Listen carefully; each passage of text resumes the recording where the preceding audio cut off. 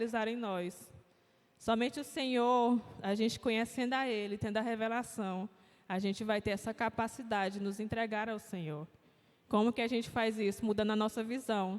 Ao longo da nossa vida, a gente vai tendo várias crenças erradas, por causa da nossa família, por causa da nossa cultura, às vezes até mesmo na igreja. Porque às vezes a gente não encontra um lugar de liberdade para expor as nossas dúvidas, né? Ou então a gente não tem essa iniciativa. É como a gente chegou lá, né? Tinha muitas pessoas que exporam lá algumas coisas que não criam da Bíblia e que às vezes falavam assim, isso aqui não digeri muito bem essa informação aqui da Bíblia, né? E aí vai carregando isso e aquilo fica mal resolvido, né? E é como tem muitos crentes hoje, que se você for fazer uma pesquisa, fala assim, não acredito na Bíblia totalmente, acredito parcialmente. Porque tem um monte de coisa que a luz do Senhor ainda não habitou naquela pessoa. A verdade do Senhor não se tornou a verdade dela. E isso vai nos afastando da comunhão com o Senhor.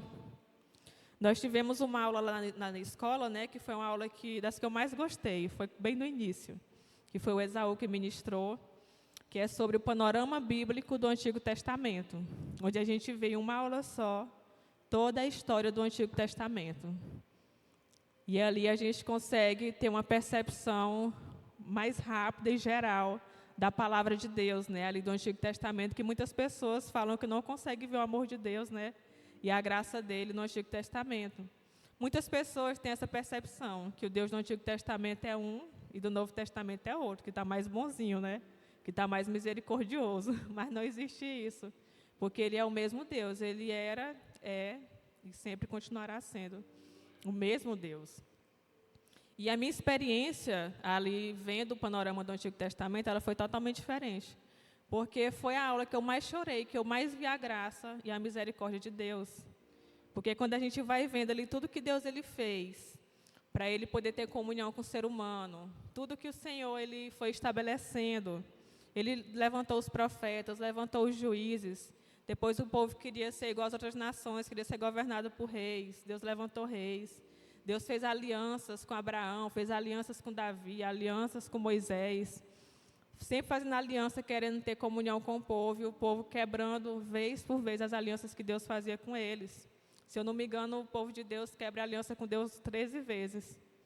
Então, Deus vinha ali estabelecer a aliança e falava assim, se vocês seguirem os meus mandamentos, se vocês fizerem isso, o povo conseguia um pouquinho, daqui a pouco eles se desviavam. E várias vezes o povo ia se desviando. E eles não conseguiam se manter ali no caminho do Senhor. O coração deles sempre estavam se desviando. E ali o Senhor ele fala para eles criarem um tabernáculo, né? Criar ali um lugar para que o Senhor ele pudesse habitar. E ali a gente vê que em tudo que Deus criava, a arca da aliança, né? Tudo que Deus mandava eles criarem, era com muitos detalhes, né? Não sei se você já se perguntou por que Deus ele tinha tantos detalhes para criar a Arca da Aliança, para criar tabernáculo, para criar tudo que tinha dentro do templo, tinha a madeira específica, tinha a medição específica. Quem é que já pulou essas partes? E ficava assim, meu Deus, por que Deus é tão detalhista assim? Por que Deus tinha tantos critérios, né? Tantas coisas para poder criar, tantas minuciosidades, né? E o que a gente entende disso é que Deus ele precisa habitar em um local perfeito. E nós éramos imperfeitos, nós somos imperfeitos. E a única forma que Deus encontrou dele poder habitar em um lugar é que aquele lugar liberasse a perfeição. Então, por isso que tinha que ser tudo muito exato, porque Deus ele tinha uma vontade tão grande de ter comunhão conosco, que ele disse assim, não, eu vou tentar fazer algo aqui o mais puro, o mais perfeito possível, o mais minucioso, para que eu possa estar naquele lugar, porque senão ele não poderia habitar no lugar que é de qualquer jeito. Sabe, existe uma passagem que fala que Deus não habita em templos feitos por mãos humanas.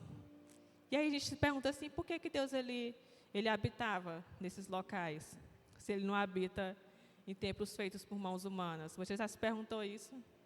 Por que a presença dele descia? É porque o Senhor só descia quando aquilo era feito exatamente como ele falava que era para ser feito. Se tivesse uma coisa errada, alguém era fulminado, alguma coisa acontecia. Ou ele não descia, não dava certo, porque Deus ele não habita dentro dos nossos planos. dentro do nosso jeito, dentro daquilo que a gente tem como vontade. Porque Deus ele é fiel a Ele mesmo, ao seu próprio plano, né? Então, por isso que tinha que ter todo aquele detalhe, aquela minúcia. Eu vou usar aqui um testemunho que não é meu, mas é do Pedro Moraes, que agora está lá no Mirador, que ele até lembrou esse testemunho lá na escola, ele foi nosso professor lá também, né? E uma coisa que ele falou sobre o casamento dele, né? Ele disse assim que Deus falou para ele tudo como que tinha que ser no casamento dele. A cor de determinada coisa, a flor, como é que tinha que ser as mesas, porque ele é muito nessa vibe, né? E aí ele foi perguntando ali no profético, e ele falando de como que a presença de Deus foi sentida ali por ele, pela esposa dele, ali naquele lugar. E aí ele perguntou assim, Senhor, por que essa presença está tão viva aqui?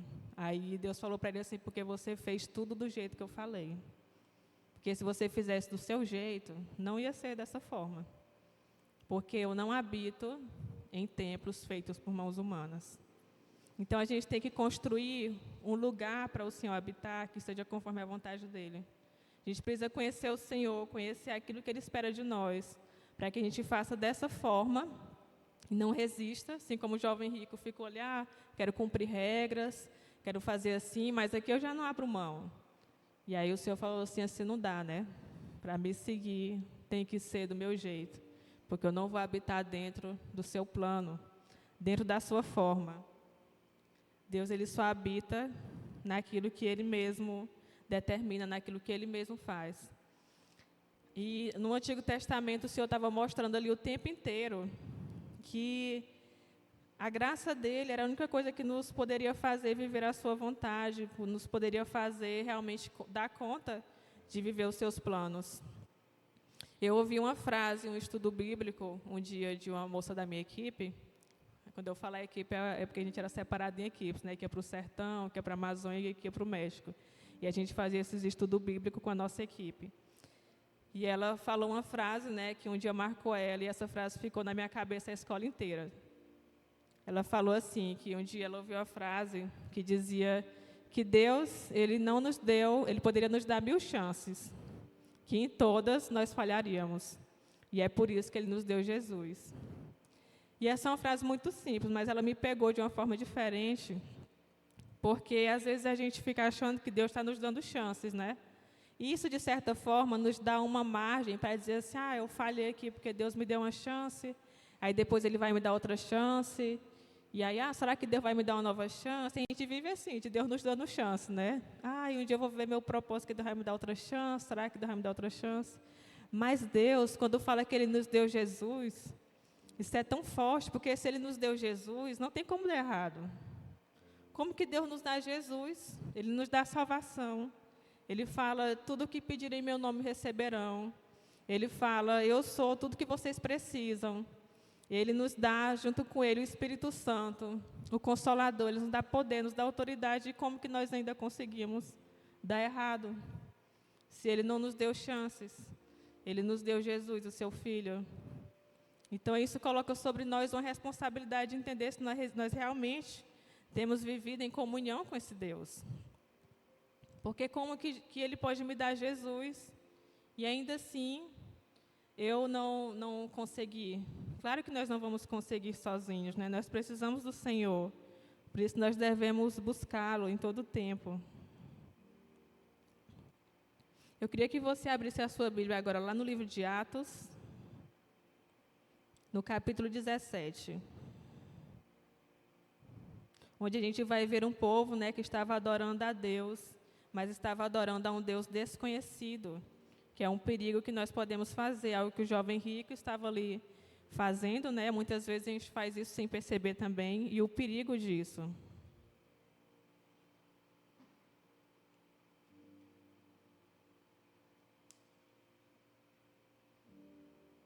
O apóstolo Paulo ele está passando, né, por vários locais, por Tessalônica, Bereia, e aí ele chega a Atenas, nesse povo, e ele começa a ver falar o que ele está percebendo ali, né, daquelas pessoas. E ele traz um discurso muito forte, onde ele vai falar também que Deus não habita nesses templos feitos por mãos humanas. E eu queria que a gente lesse agora lá a partir do verso 16. Atos 17, a partir do 16. Lá vai falar assim: enquanto esperava por eles em Atenas, Paulo ficou profundamente indignado ao ver que a cidade estava cheia de ídolos. Por isso discutia na sinagoga com judeus e com gregos tementes a Deus, bem como na praça principal, todos os dias, com aqueles que por ali se encontravam. Alguns filósofos, epicureus e estoicos começaram a discutir com ele. Alguns perguntavam: o que esse tagarela está tentando dizer? Outros diziam: parece que está anunciando deuses estrangeiros. Diziam isso porque Paulo estava pregando as boas novas a respeito de Jesus e da ressurreição. Então levaram-no a uma reunião do Areópago, onde eles perguntaram: podemos saber que novo ensino é este que você está anunciando? Você nos apresenta algumas ideias estranhas e queremos saber o que elas significam. Todos os atenienses e estrangeiros que ali viviam não se preocupavam com outra coisa, senão falar ou ouvir as últimas novidades. Então Paulo levantou-se na reunião do Areópago e disse: atenienses, vejo que em todos os aspectos vocês são muito religiosos. Pois andando pela cidade, observei cuidadosamente os seus objetos de culto e encontrei até um altar com esta inscrição: ao Deus desconhecido. Ora, o que vocês adoram sem conhecer, este é o que anuncio a vocês. O Deus que fez o mundo e tudo que nele há é o Senhor dos céus e da terra, e não habita em templos feitos por mãos humanas. Ele não é servido por mãos humanas, como se necessitasse de algo, porque ele mesmo dará a todos a vida, o fôlego e as demais coisas. De um só homem ele fez todos os povos, para que povoassem toda a terra, tendo determinados os tempos anteriormente estabelecidos e as fronteiras de seus territórios. Deus fez isso para que os homens o buscassem, e talvez, tateando, pudessem encontrá-lo, embora não esteja longe de cada um de nós, pois nele vivemos, nos movemos e existimos. Amém? Então, olha só a situação desse povo. Mais uma vez, o povo de Deus estava adorando a um Deus que não conhecia, tanto que eles colocaram o nome dele ao Deus desconhecido. E ali, Paulo ele fala assim que em todos os aspectos, aquele povo era muito religioso. E isso não era um elogio, né? Como se ele estivesse falando que eles estavam apenas cumprindo rituais, regras, mas eles não estavam nem preocupados em conhecer de fato aquele Deus. Eles estavam conformados em adorar um Deus desconhecido. E às vezes, quando a gente se contenta com o raso, com não ler a nossa Bíblia, né, com não nos aprofundar, é como se a gente também estivesse se acostumando a adorar um Deus que a gente não conhece, a um Deus desconhecido. E aí ele chega e fala assim: esse Deus que vocês não sabem quem é esse que eu estou anunciando, e eu estou anunciando a esse Deus, e vocês estão desconhecendo tanto a ele que estão falando que eu estou adorando a ídolos, a deuses estrangeiros, né, sendo que eu estou falando desse mesmo Deus que vocês falam crer.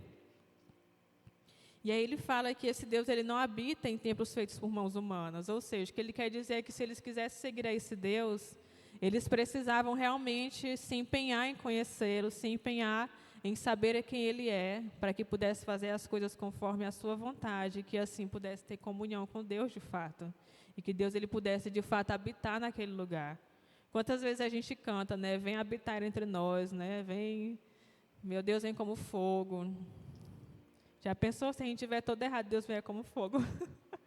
Então, a gente precisa realmente analisar o nosso coração e realmente ver se nós temos vivido em comunhão com esse Deus, ou se a gente não tem levado para a nossa oração só petições, só falado tantas coisas e dado opções ao Senhor. A gente chega assim e fala assim: Senhor, o Senhor quer esse emprego ou esse emprego?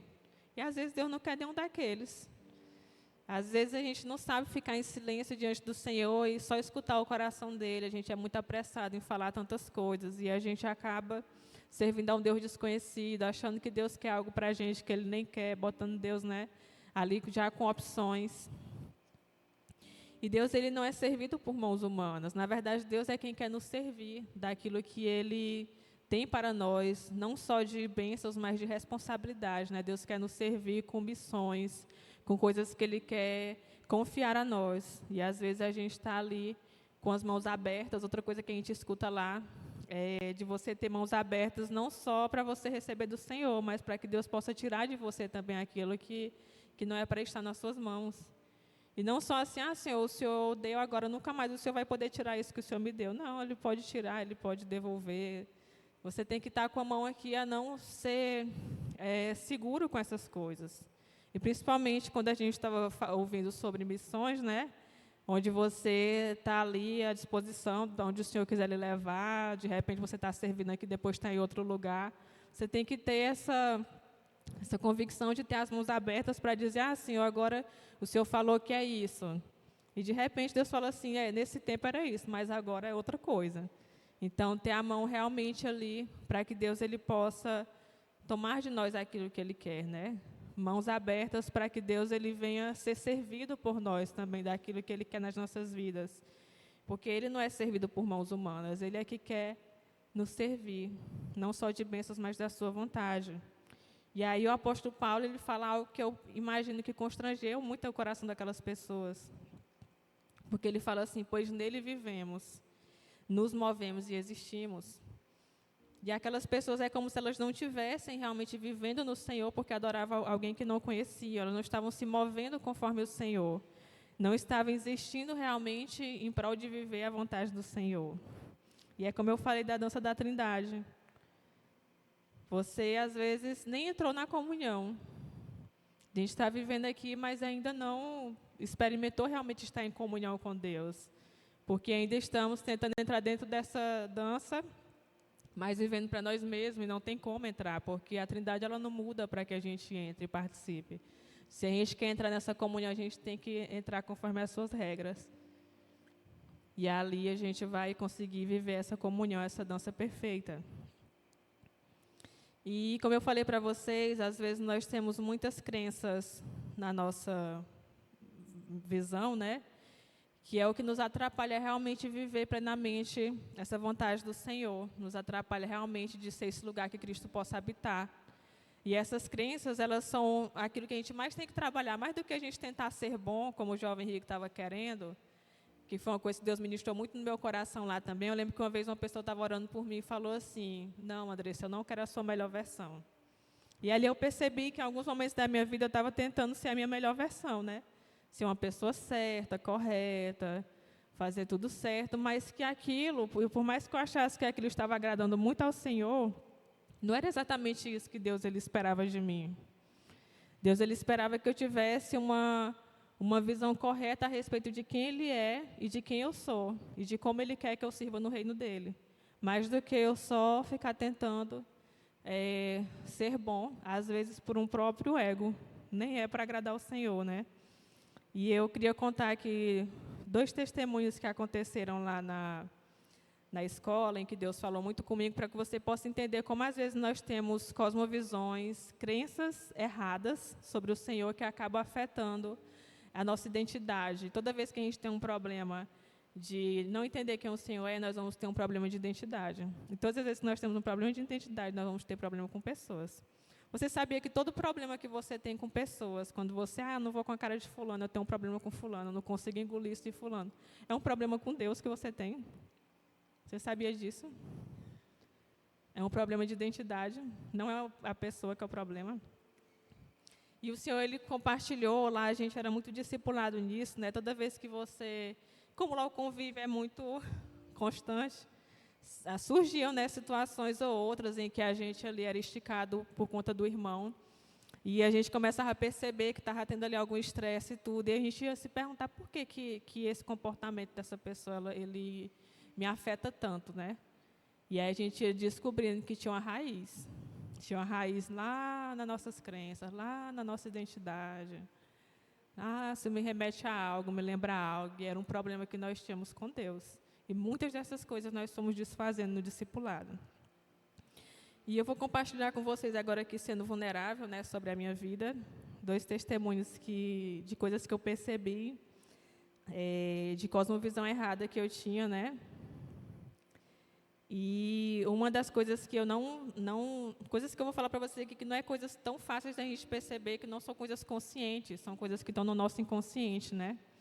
Mas um momento que Deus falava muito com a gente lá era na manutenção. A manutenção era o momento que a gente limpava a chácara, limpava o chiqueiro lá que tinha um porco, né? A gente capinava, rastelava, fazia faxina, fazia comida, né? Então, todos os dias a gente tinha 2 horas de manutenção, onde a gente ia lavar o banheiro, a gente ia fazer várias coisas, né? E todo dia a gente era escalado em algo que a gente sabia no momento da manutenção que a gente ia fazer naquele dia. E eu lembro que, com a rotina da escola e tudo, minha rotina aqui na minha casa, eu trabalhava home office, né, antes. Então, eu fazia meu horário, eu já estava muito acostumada, assim, a fazer tudo no meu tempo.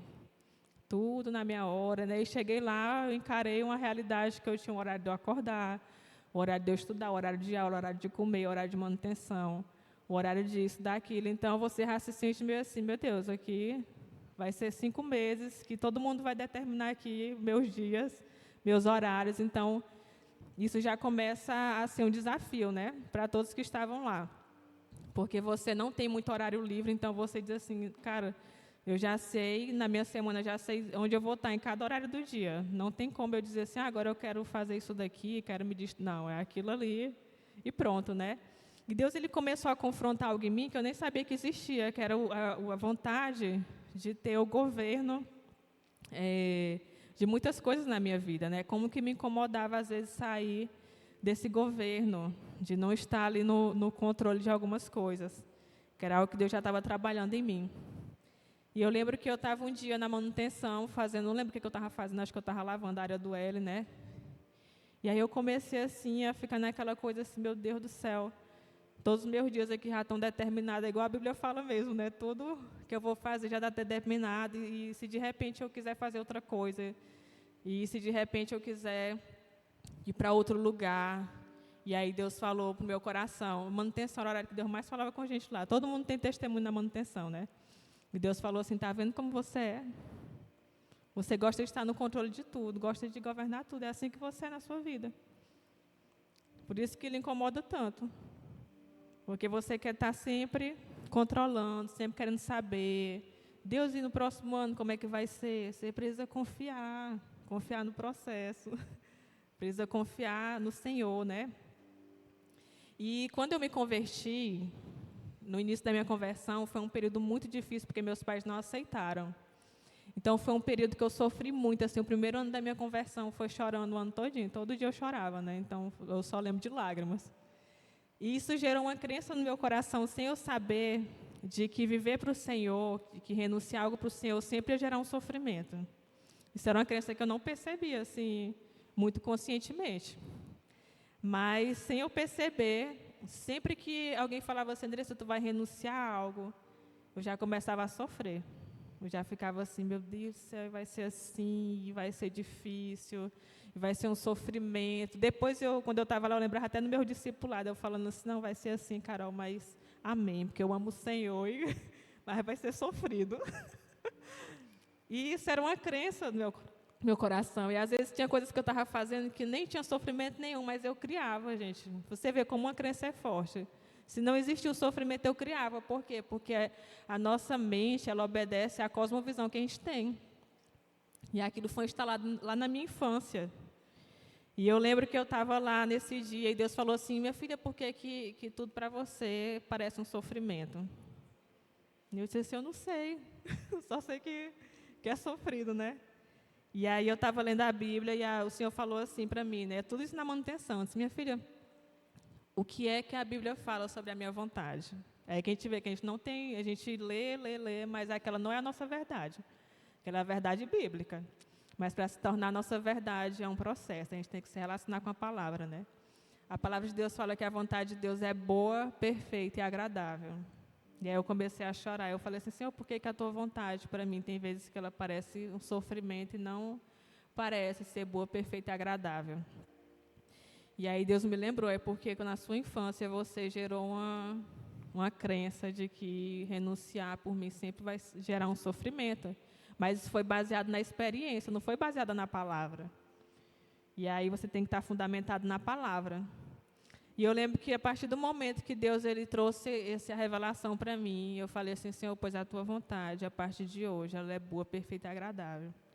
E no outro dia eu lembro que eu acordei, e o dia estava tão bonito, todos aqueles pensamentos que eu tinha assim, nossa, meus dias estão determinados, sumiram tudo assim, do dia para o outro. E aí eu achava tudo maravilhoso, eu fazia a manutenção. Esse dia eu fiquei num serviço que era no sol, né? Que era rastelar, capinar essas coisas. E estava até nublado, nem sol não tinha. Eu disse, meu Deus, o dia está perfeito hoje. E aí eu lembrei, quando eu falei assim, o dia está perfeito. Aí eu lembrei do versículo, a vontade de Deus é boa, perfeita e agradável.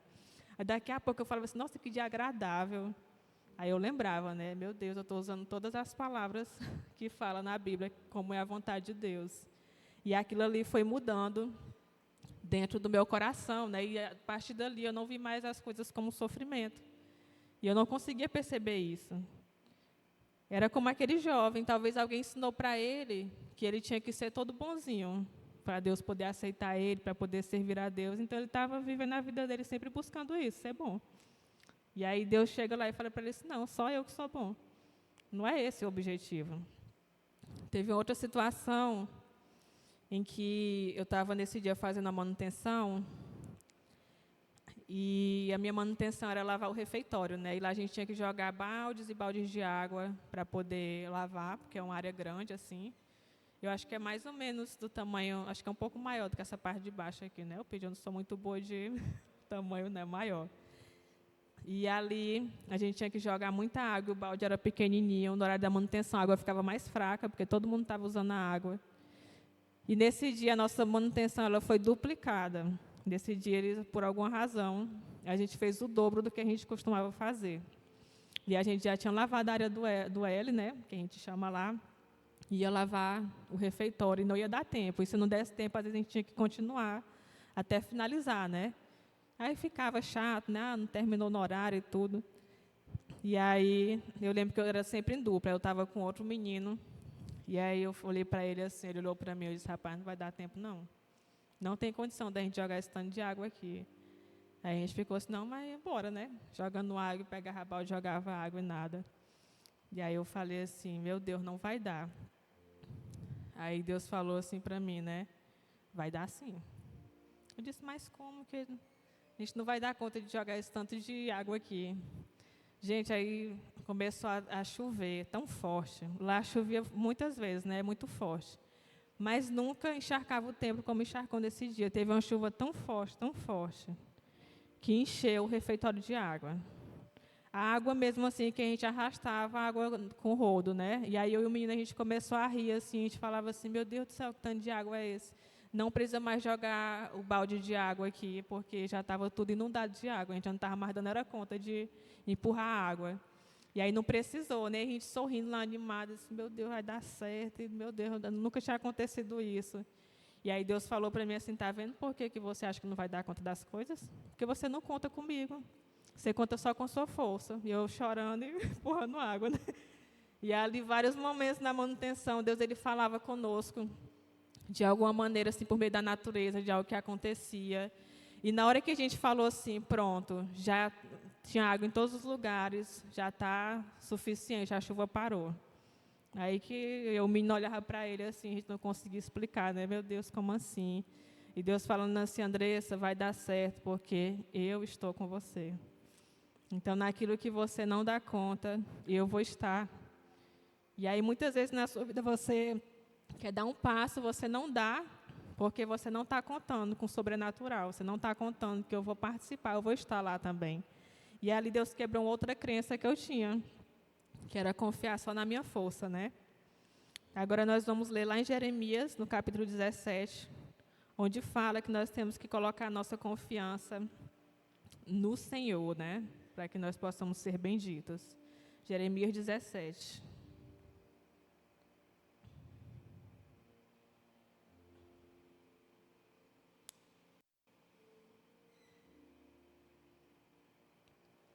Versículo 5. Lá fala assim, assim diz o Senhor, maldito o homem que confia no homem, faz da carne mortal o seu braço e aparta o seu coração do Senhor. Porque será como um arbusto solitário no deserto, e não verá quando vier o bem. Antes morará nos lugares secos do deserto, na terra salgada e inabitável. Bendito o homem que confia no Senhor e cuja esperança é o Senhor. Porque ele é como árvore plantada junto às águas, que estende as suas raízes para o ribeiro e não receia quando vem o calor, mas a sua folha fica verde, no ano da sequidão não se perturba, nem deixa de dar fruto. Enganoso é o coração mais do que todas as coisas, e desesperadamente corrupto. Quem o conhecerá? Eu, Senhor, esquadrinho o coração, eu provo os pensamentos, e isto para dar a cada um segundo o seu proceder, segundo o fruto das suas ações. Como a perdiz que choca os ovos que não pôs. Assim é aquele que ajunta riquezas, mas não retamente. No meio de seus dias as deixará, e no seu fim será insensato. Então aqui, né, eu consigo me ver muito aqui nessa passagem, porque no começo, quando eu estava confiando ali só na minha força, naquele processo, era igual esse arbusto solitário aqui. Não conseguia ver solução, não conseguia, só via coisa salgada. Mas quando eu coloquei a minha confiança no Senhor, e aí é como fala aqui, né? Mesmo quando vem o calor, a sua folha fica verde. Tem a ver com a esperança, né? Ele continua esperançoso no Senhor, ele não se perturba. Mesmo no ano da sequidão, o coração dele está ali confiado no Senhor e ele continua dando fruto, né? Então, naquela situação pequena, o Senhor ele falou ao meu coração a respeito da sua fidelidade. E por isso a gente precisa identificar em nós quais são essas visões equivocadas que nós temos sobre o Senhor. Assim como o jovem rico, ele tinha uma visão de que ele tinha que ser bom, talvez para ser aceito. Já pensou você passar a vida inteira tentando ser bom e Deus falasse, não, você nunca vai conseguir, porque bom mesmo só eu. Eu não lhe chamei para ser bom é uma consequência. Lhe chamei para ser filho, lhe chamei para saber sua identidade, lhe chamei para que você possa me conhecer.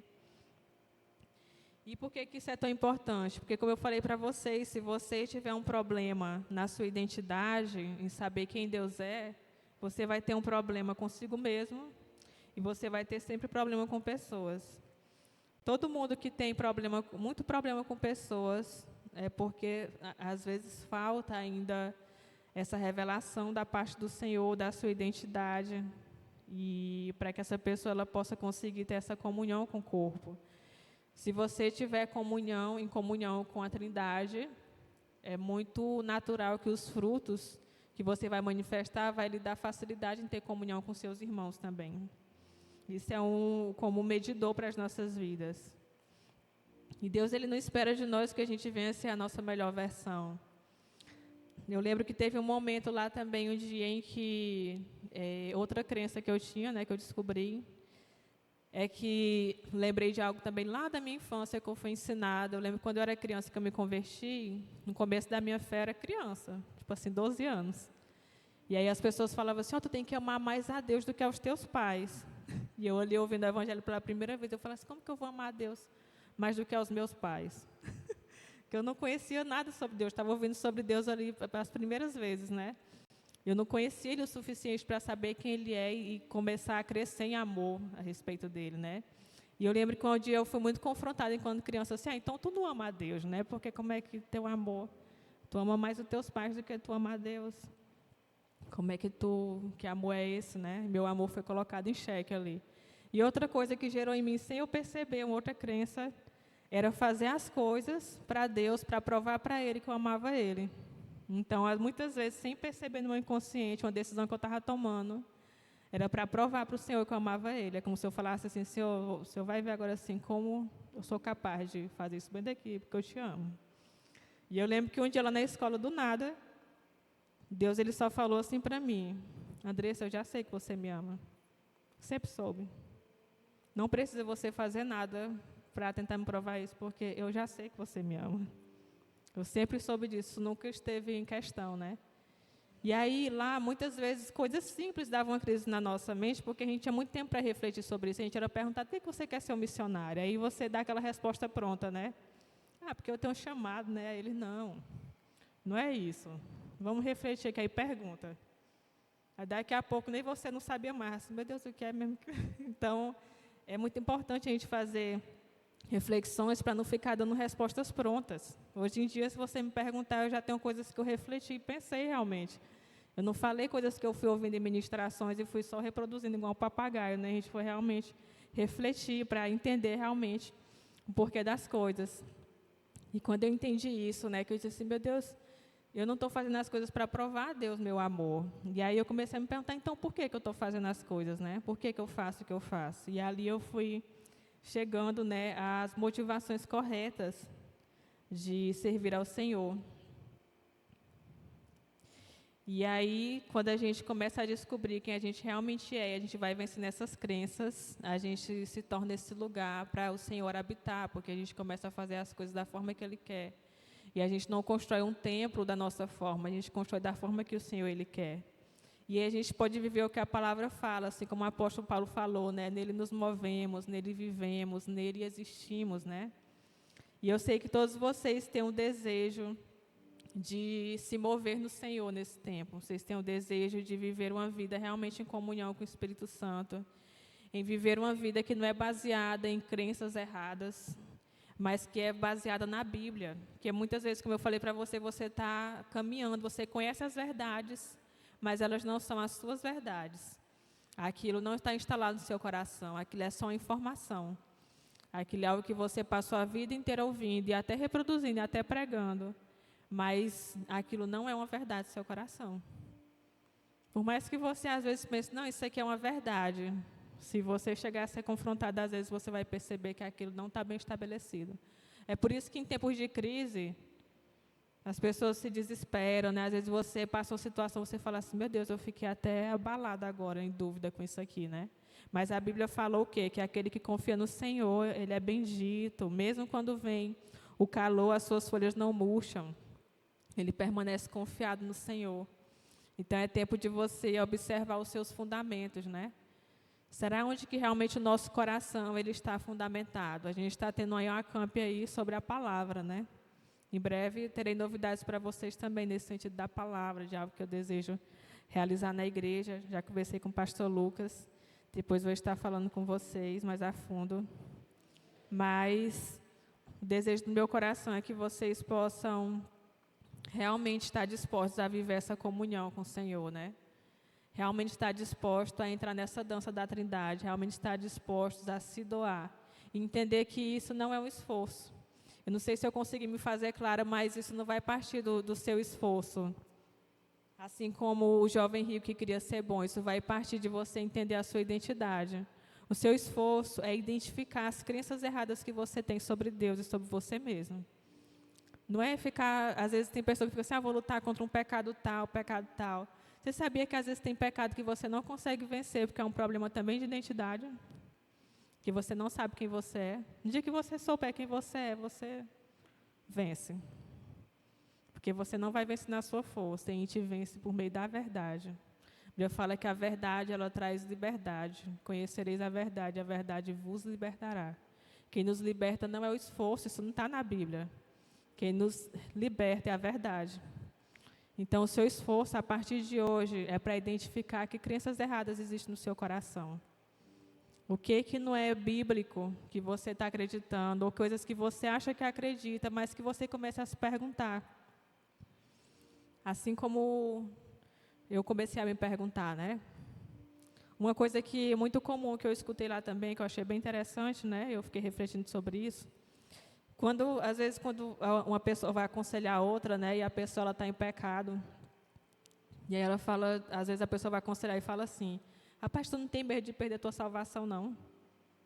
Se Jesus voltar amanhã, aí bota só medo, né? E aí tu vai perder a tua salvação, né?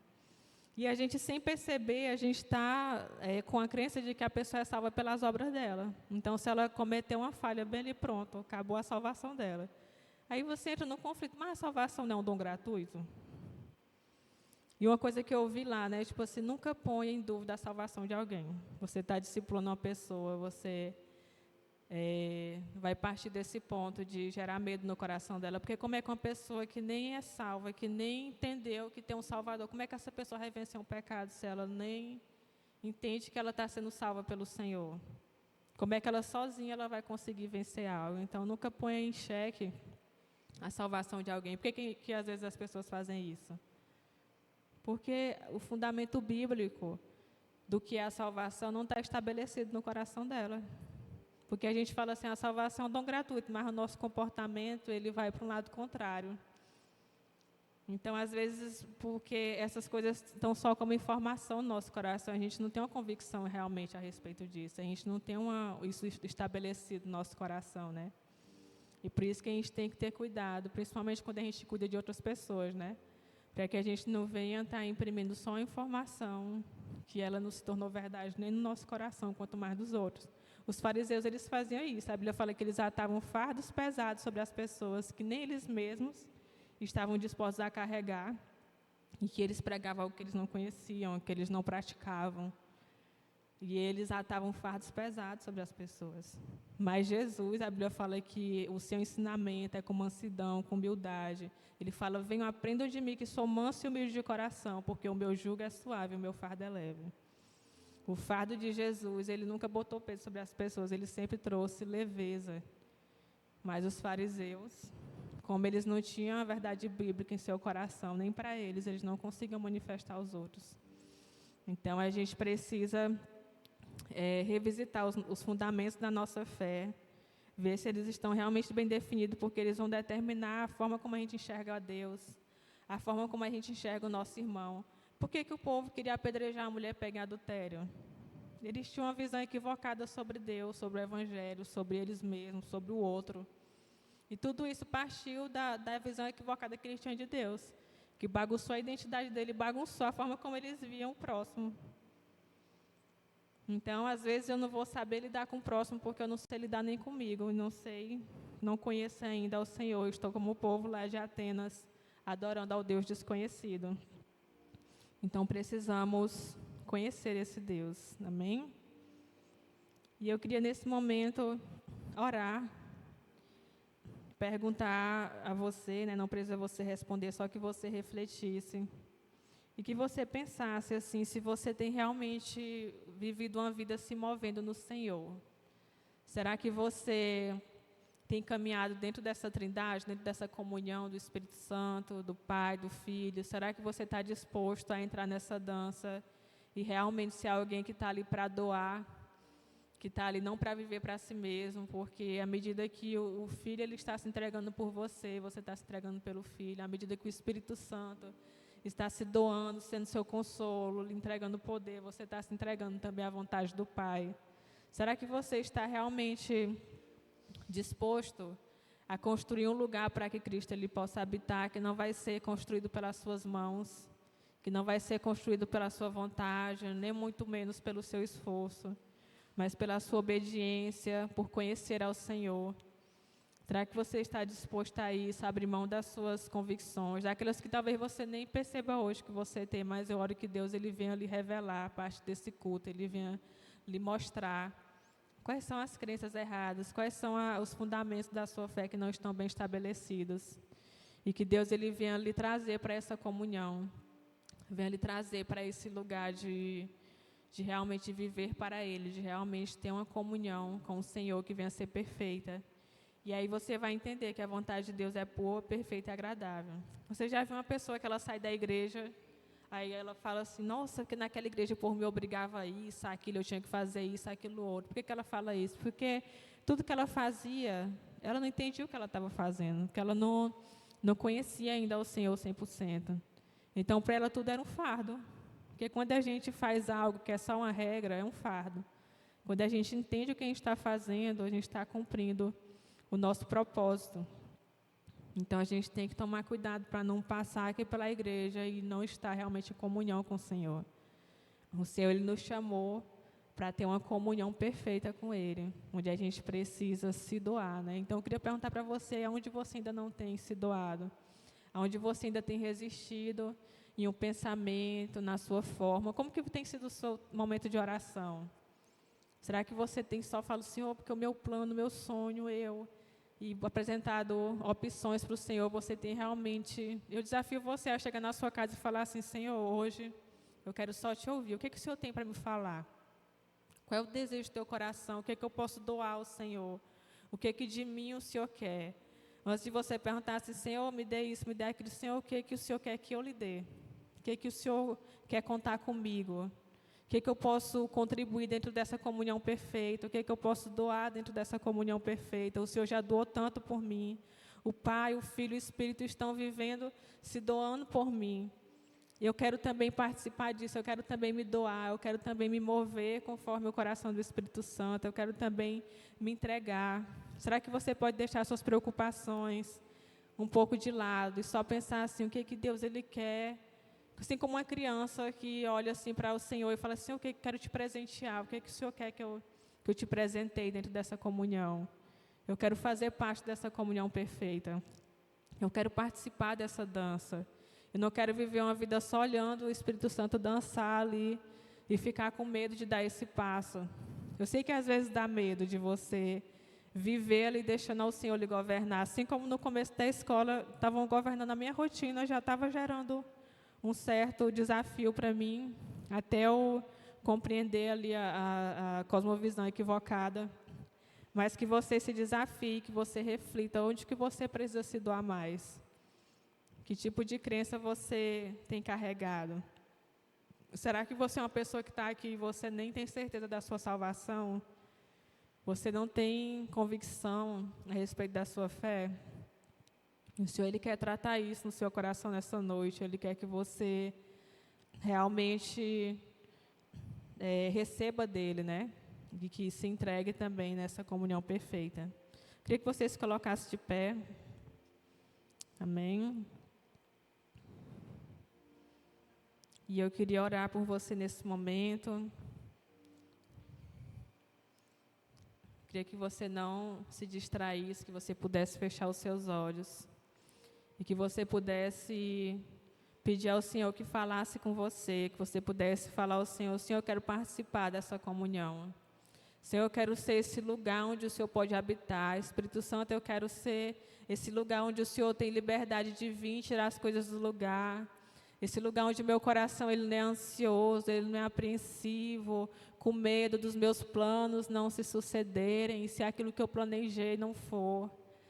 Mas que você não venha ter um coração temeroso, não venha ter um coração preocupado, porque se você tem andado dessa forma, talvez você não tenha provado da vontade do Senhor, porque ela é boa, ela é perfeita, ela é agradável. Talvez você está se segurando a tantas coisas, mas o que o Senhor quer é apenas que você se entregue. É apenas que você se entregue por inteiro, com confiança. Assim como uma